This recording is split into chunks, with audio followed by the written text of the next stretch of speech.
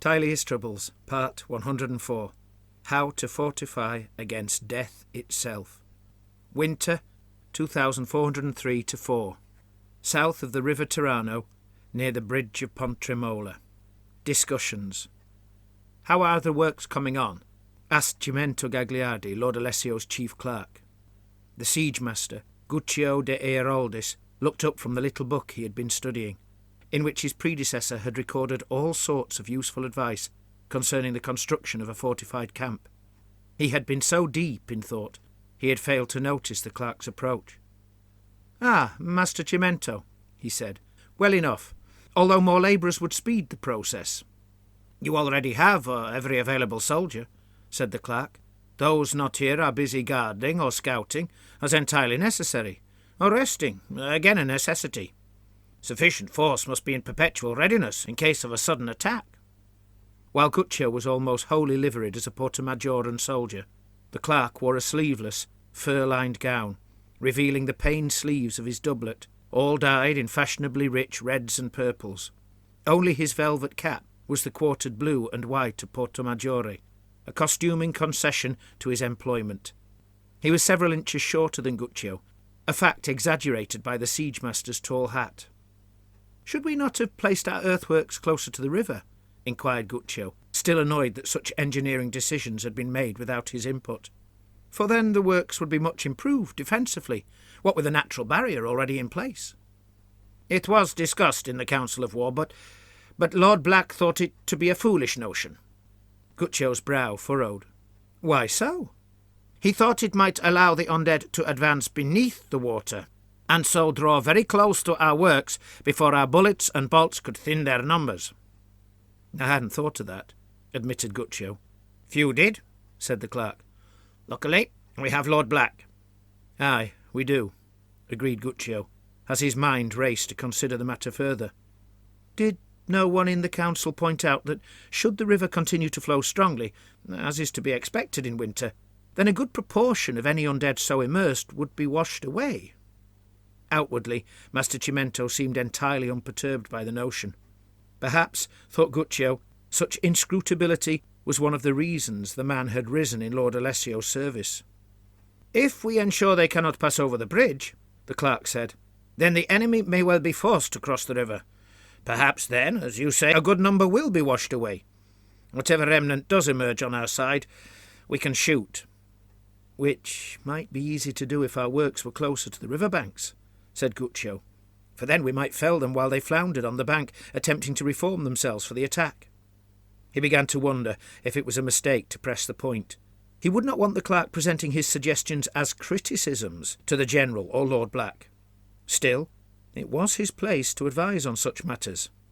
"Perhaps," he continued, "it is no bad thing that these works are made, so that should we then construct more closer to the river, we have these to fall back to, if the enemy sallies out against us before those second works are ready." Cimento simply looked at him, exhibiting only the slightest trace of annoyance, not even enough to convince Guccio that the very notion was anything more than his own imagining. Nevertheless, he changed the topic.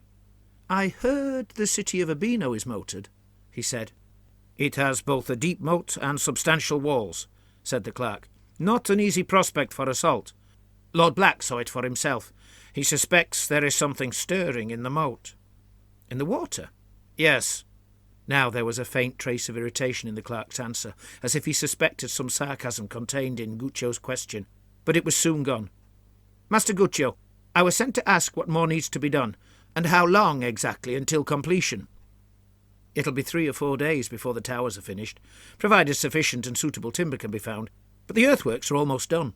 There are 2 stretches yet to be dug to the south, and quite a bit of the palisading needs doing, as you can see, but the stakes are already cut. I'd say the work's entire periphery will be made defensible sometime the day after tomorrow. The towers, 2 days later. Unless, of course, the General orders a modification or an extension." "He might well do so," said the clerk. "Is the current scheme not satisfactory?" "If more armies join us, an expansion to the works would be necessary." Guccio could not help himself. "Then I would advise expanding them towards the river," he said, attempting to sound as pragmatically matter-of-fact as he could to avoid any hint of sarcasm. Noted, said the clerk, also hiding any sign of frustration.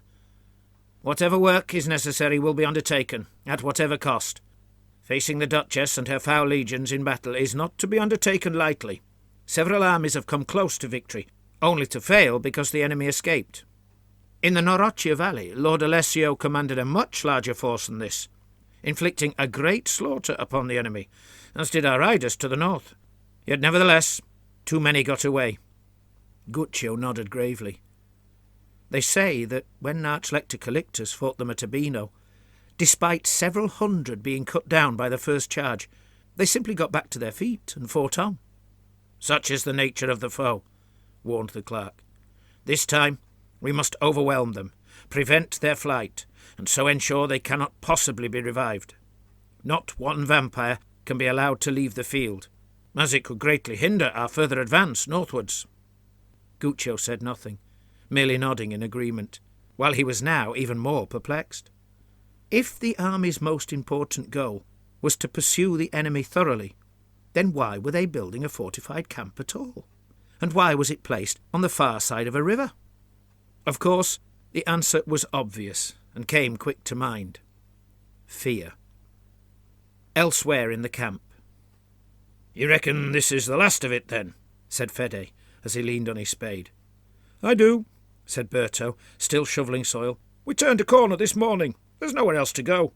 As soon as the palisade's up along the full length, it has to be done." "Good, because my back's aching like never before, and the blisters on my hands burn something rotten." "Better than the alternative," Berto said. Fede wiped his furrowed brow. "What?" he asked, bemused. "Better than marching around a bit, or sitting by the fire warming our feet?" Berto laughed. "No, better than going up ladders to face living corpses harbouring deadly intent." "Well, true," admitted Fede. "Except now we've built this, making it obvious we're not going to attack the city. Won't the enemy bring the fight to us?"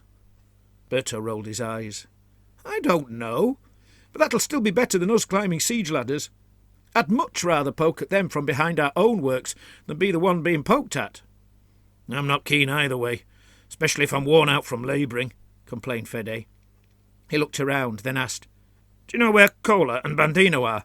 Because by my reckoning it's their turn to do some shovelling." "Cola went off to fetch more stakes. Bandino's over there by the wagon." "Where?" Berto stopped work for a moment and pointed behind Fede. "See the boy you laughed at this morning?" Fede turned his head. "That skinny lad with the painted helm and the ill-fitting placard?" "Aye, him." Fede snorted, as he had done when he first laid eyes on the boy. "I seriously doubt anyone in this world is less well equipped to strike fear into the undead than that lad." "Not going to argue," said Berto, recommencing his shovelling.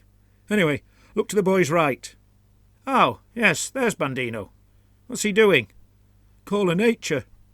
"He's taking his time about it." "Well, it's like he says, if a job's worth doing." Fede laughed again, then finished the phrase. "It's worth doing well. I'd agree with him, if he was over here doing the job he's meant to be doing." Berto paused again, this time with a serious look writ upon his face. "Do you think they will come?" he asked. "I reckon they will.